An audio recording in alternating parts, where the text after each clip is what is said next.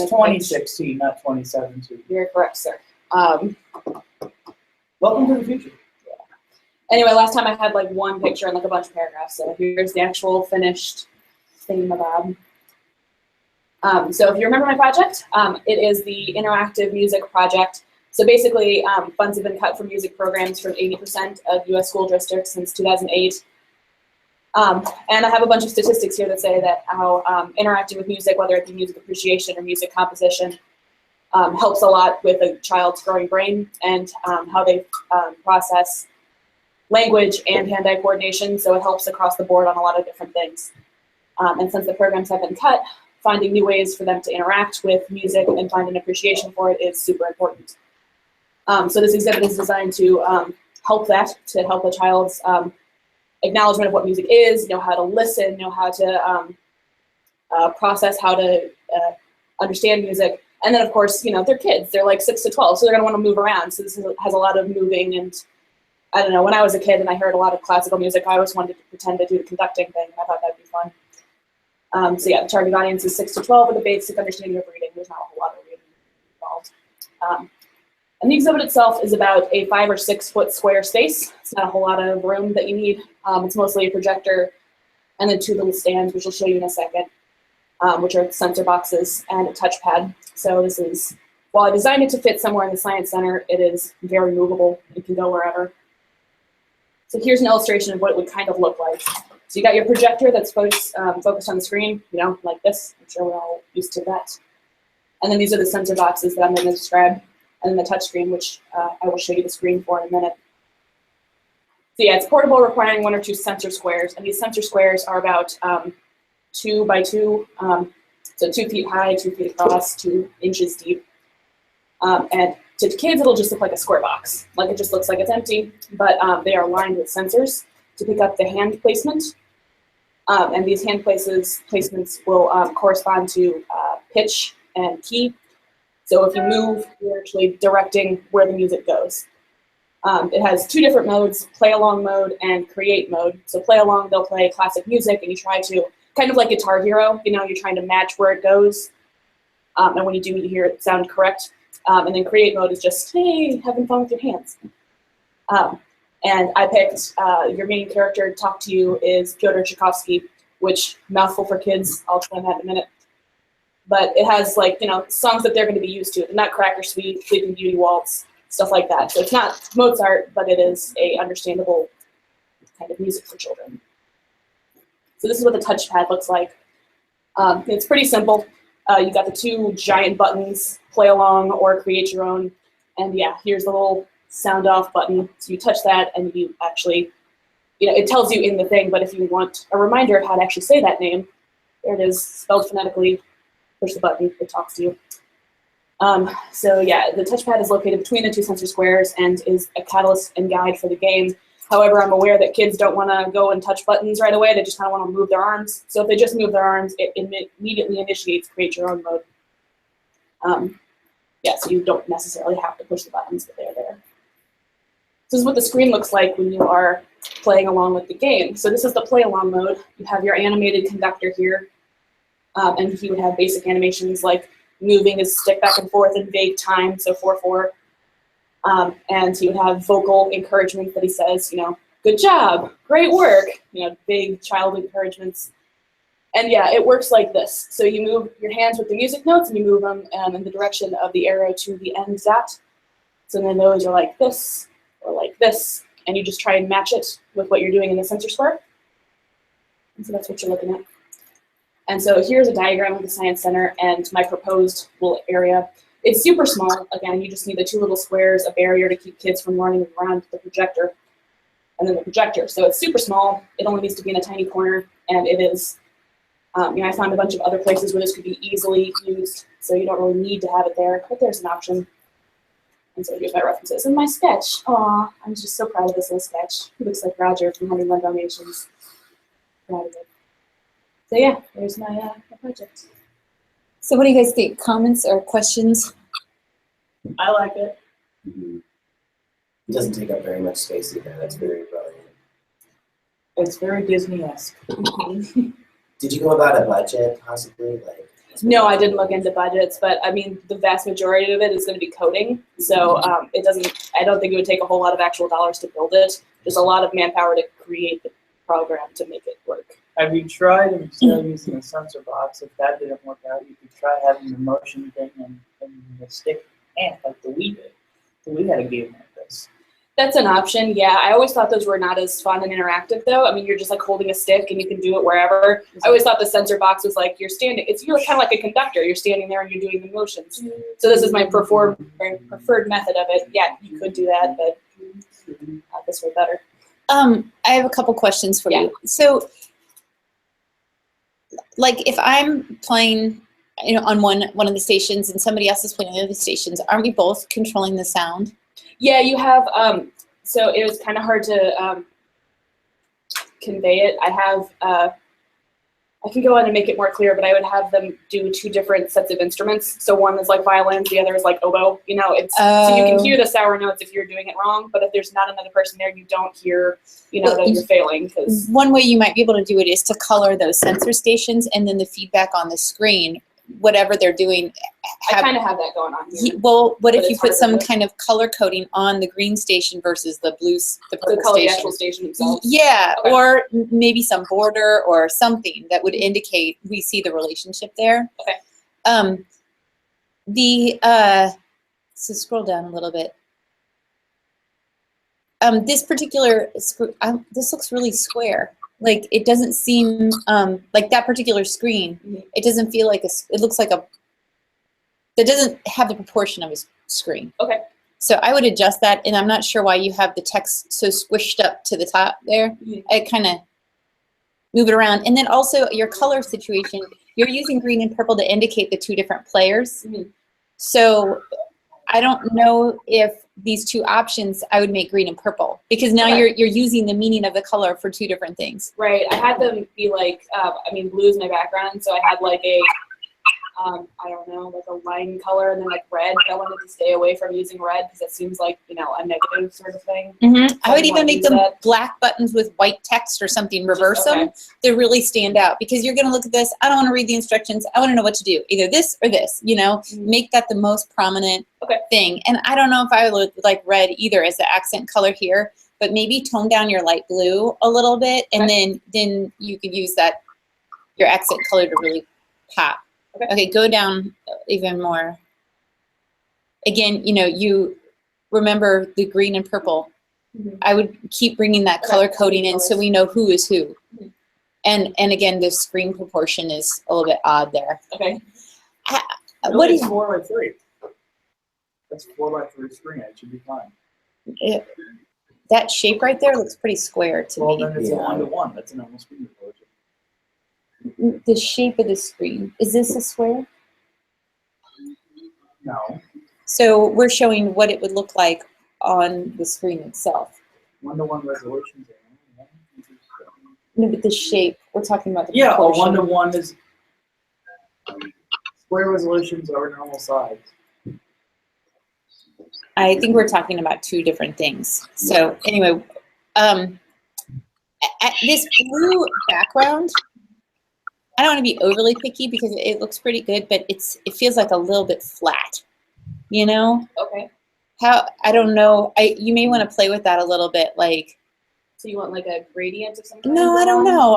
I would play with maybe kind of like maybe an image in the background to give it a little bit of depth. Okay, I didn't want it to be like too Busy? confusing or too busy. Yeah, because you're not paying attention to that. You're paying attention to the music Yeah. that's at the bottom. And taking guitar here as an example, the background always distracted me because if Really? there's stuff going on, I'm just I'm looking at that while I'm trying to not Yeah. fail. So okay, I get you. I could play around with that and make something less flat. But I don't know. I don't know. I might be like, no, go back. You're right. I don't know. Okay. Can you scroll through there? And Brian and Laura, if you have anything to say about this, go ahead and jump in. Yeah, I think it's really good. I don't really have anything to add. Okay. It might help to diagram a user scenario. So you're saying, okay, kid goes up to the mom. This is how it's going to be a simple flow chart. But to diagram, okay, you approach it, then they do what? And then it launches this screen. And then you finish, you can go back, you know, to kind of show what the process is. Okay. And will it always be the same song, or will it be changing from time to time? I mean, I had like the idea for just like basic 2, maybe 3 different songs that would be like on a random loop or whatever. That would just kind of like cycle through. So you don't get to pick, it just kind of happens. But I mean, I couldn't, because I figured like too many menus for like a 6-year-old, they're not paying attention to the menus. So it would just launch right in. But yeah. You don't think you want to give them like 3 or 4 different options to play? I guess. I mean, I figured there would be this like year-old, the Nutcracker Suite, and then the other one whose name escapes me. They would know already, but I didn't intend for them to pick. I guess I can make that new screen. Like they would just pick the play button and then get 3 big buttons to pick. Yeah. All right. Yeah. Well, I think it's really close. Okay. This is definitely the format that you want it in when you finish. I mean, it looks really good. Laura, can we jump over to you? Are you ready to present? Yeah, I just have a few things. So Okay. that's like Good job, Mindy. So I don't know what happened to Brian. Nobody else in here is presenting today? Okay, then I want to talk briefly about Project 3 when Laura's done, and that way it'll be recorded, so whoever watches the video later can go back to it.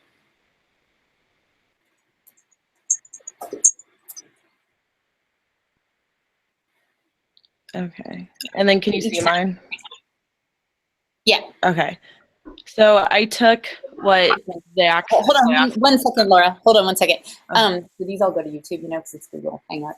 And then I post them every week. We have a student that works full time, and so she's not in this particular critique today. Okay. But we usually, our meeting time is today from 9 to 11:50 or whatever. But we usually do another critique. Sometimes we'll do like Friday morning, and whoever can make it then. And everybody has to present at least 8 times throughout the semester. And then they do like quizzes online, and they do another regular assignment online.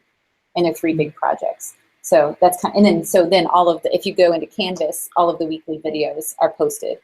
So if you don't make it, you can watch the critique, you know, and see what was said about some of the other projects. Oh, it might be better than me filming sure. a little bit, so then we have the option of doing either what I'm doing or any of those videos. Yeah, I do. I'm trying to think of the easiest. I'll just send you a few links to it. Yeah. Okay, we're ready for you, Laura. Okay, so I took what Zach said last time and did the NASA-ization font on the home screen I did here. It's so much better. Yeah, it looks a lot improved. And then I changed the color. I wasn't sure if the red, I thought it looked fine, but I wasn't sure if you thought it clashed with the other colors of the little space thing we have here. And then this is the option screen I have, and I added, whoops. I don't know where it went. I added the home button in the left corner, and then I just have the options here.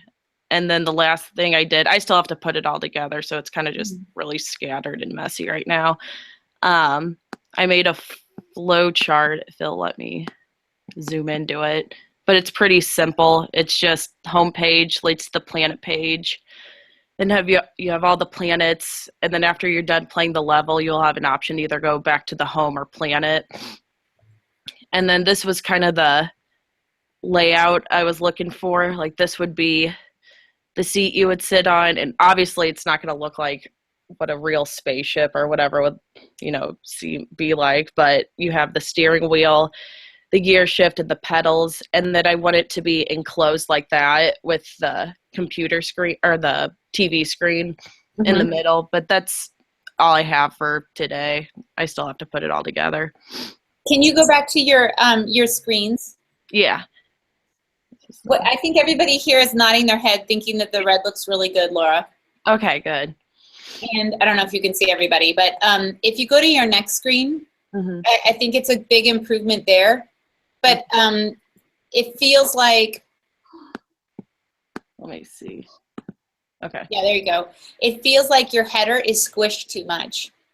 Okay. I would give it a little bit of breathing room. So and move your planets down and maybe maybe make them a little smaller and bring them together a little bit.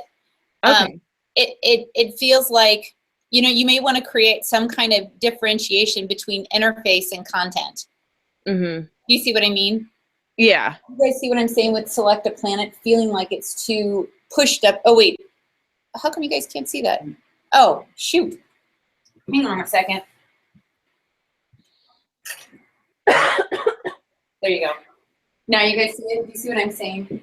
It feels like it needs a little bit more breathing room, and your home icon,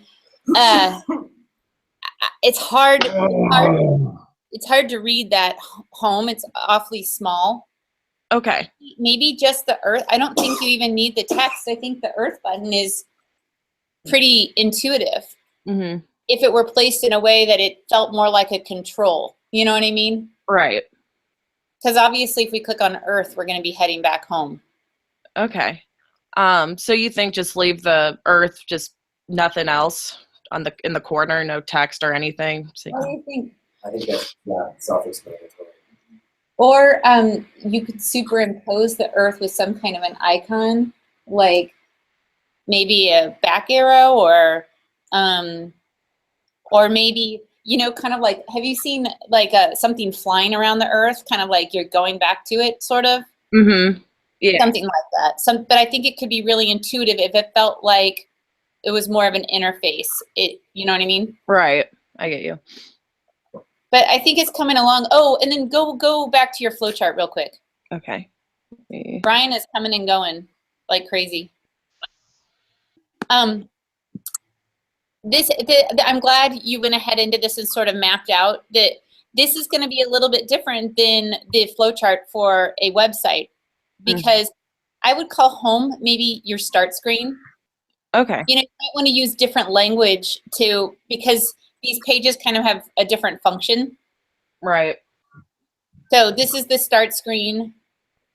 And then and then when you get to the planet page, I guess you have to somehow click on that to start, and then you get to the planet page where you choose, you might want a little bit more explanation, I guess, in each one of these boxes is what I'm trying to say. Okay. And then I wouldn't recreate planet page home after each one.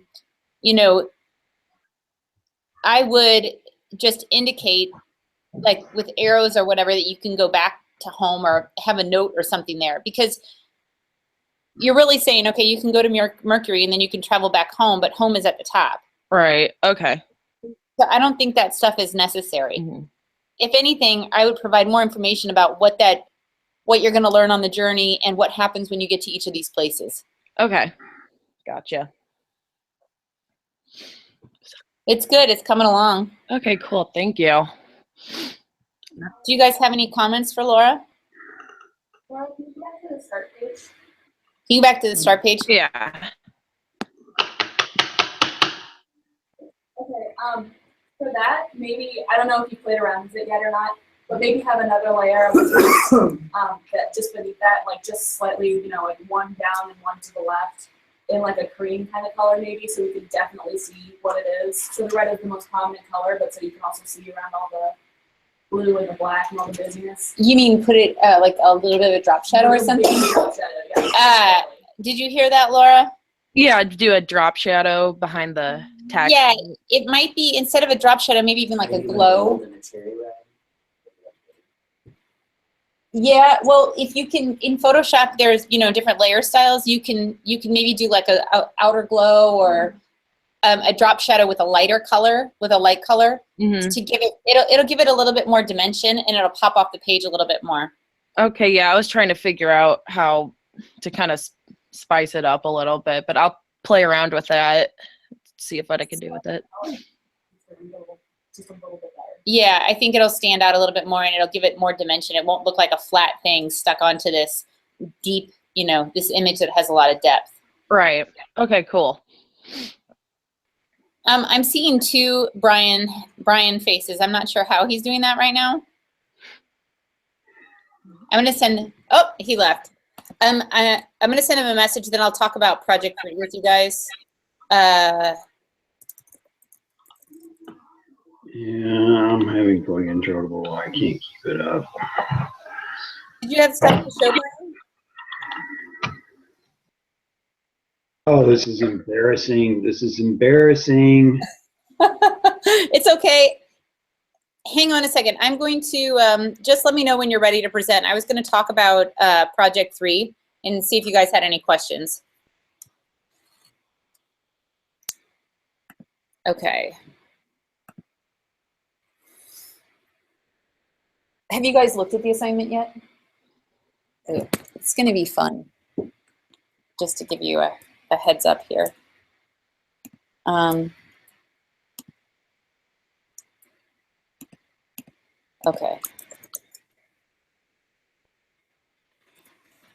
So I published Project 3. If you want to go ahead and look at it and make sure you can access it in Canvas, that would be good. Ah.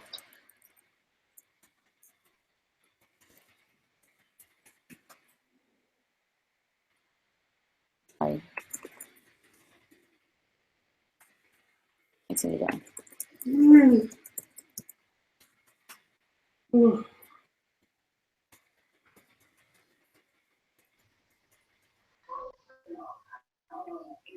Okay, why can't I log in?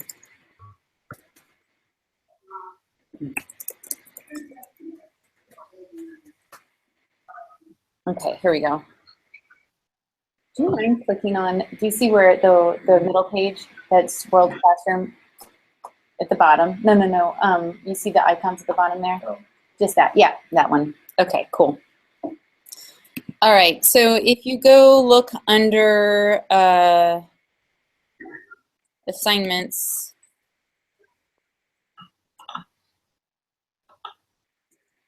you can see Project 3, App Design. So I guess my best advice to you all is to not really get so hung up on the fact that this is an app. I'd like you to think more about the concept of a collection. Okay, so we'll just go through the instructions here. So the objective of the assignment is to plan and design an app that you would like investors to fund for development and be uploaded to one of the mobile app stores. The app could be a game. Oh shoot, I'm thinking this is a different assignment. Okay, I forgot what I was thinking of. Information architecture, sorry. Okay, so the app could be a game, a utility, a business app, a musical instrument, a social locator app, educational tool, a reference app, etc. Whatever type of app you propose, the app should be interesting, novel, and unique. Obviously, with 30,000 plus apps in the store, there may be an existing app which already has some of the functionality that you're thinking.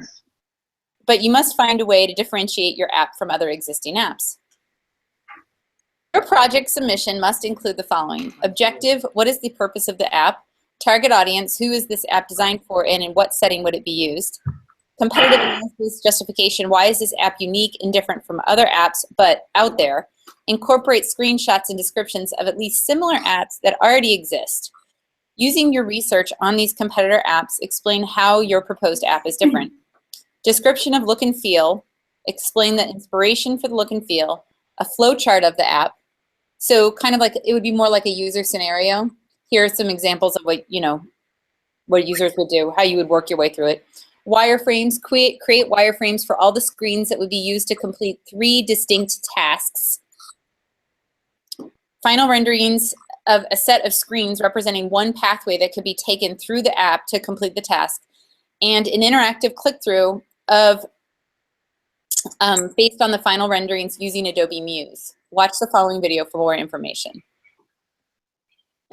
XD has interactive click-through. Yeah, I'll have to look at that too. I didn't. That sounds great.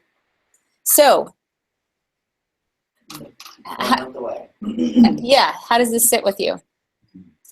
I think the biggest thing is an idea. I have a couple of ideas. If anybody's looking for an idea, sure. That I'm happy to give to you all. A couple ideas in my head that I thought would be fun to actually develop one day. But so if you wanted to do that kind of research, I can give it to you. But what's interesting is you all have very specific interests. And so tap into something that you think is really exciting and interesting and something that you might want to develop. I mean, Eric clearly is like a chess person. So I'm sure you are. So, I mean, think about what it is in your life that you're interested in and how, you know, what niche things can you bring to the table that we might not know about? Sounds a lot like it. Information architecture was focused more on a collection, the whole concept of collection. This is more about building something that's like not necessarily thinking about a collection, but thinking about make a fun game, make, you know, make something. It doesn't need to, it's not inspired by a collection at all.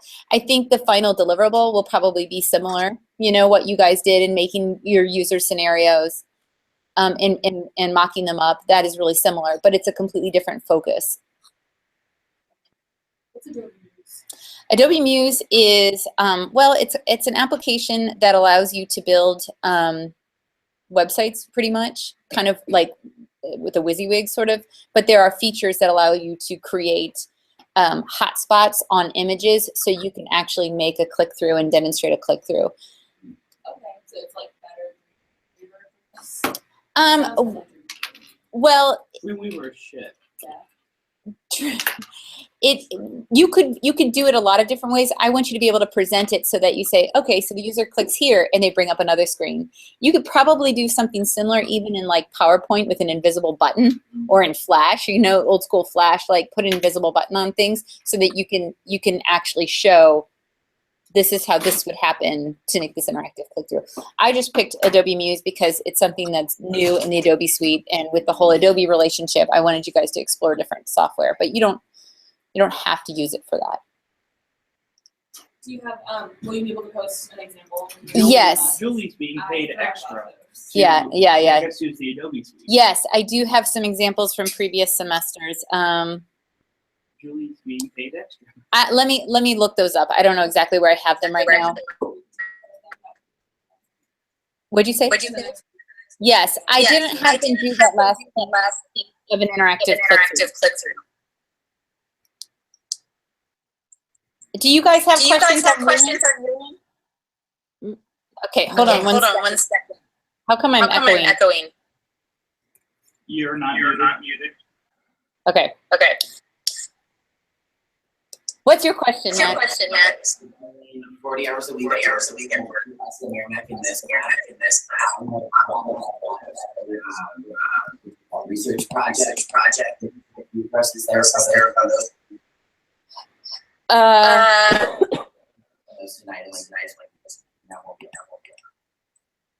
Hold on one second. I don't want you to echo.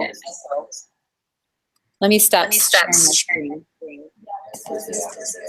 I just want to.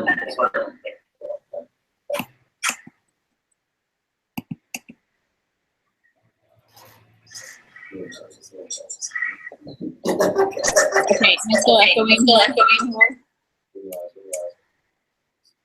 Guys, can you still hear me? I can hear you. Matt, good, Laura? You can still hear me? Yeah. Yes. Okay, good. So Matt just asked about the visual example scavenger hunts. I posted an announcement. Please just turn them in as is. Just get them done. I don't care if they're late. I haven't been taking off of them. I've been checking every week or so to see if there's anything new, and then I grade those and get them back to people. But just get them done. Get your critiques in. Just get the work done. Okay. So if you guys would like, I'll also schedule a critique on Friday morning. It'll be remote only, so if you want to participate, I think I have everybody's Google accounts to add them to the call, except for a certain blonde ponytail person. And so I will go ahead and call everybody on Friday morning at 9 o'clock. So that's an opportunity to get your critiques in. People are at 4, 5, 6 critiques right now. So go ahead and check grades and see where you are. No, you're not. You said it's 8. We'll double check on that. Brian, how are you doing? Do you want to present? No. Okay, I think Can you Brian hear is me? having technical difficulties, so I think we're going to go ahead and wrap this up. So I'll see some of you on Friday, maybe. Okay? Hello? All right. Toodaloo. Bye, Laura. Bye. Okay, guys. Did you get enough footage?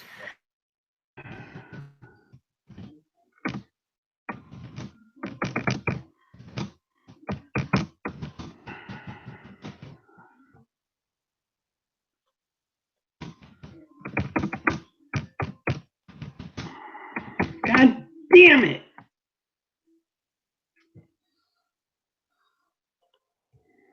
Did you present? Cannot make Friday. I can.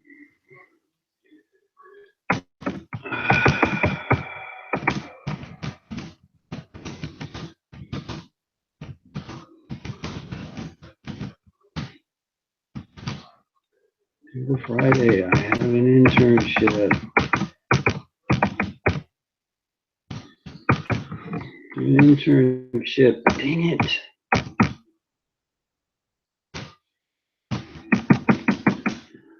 Dang it. Dang it.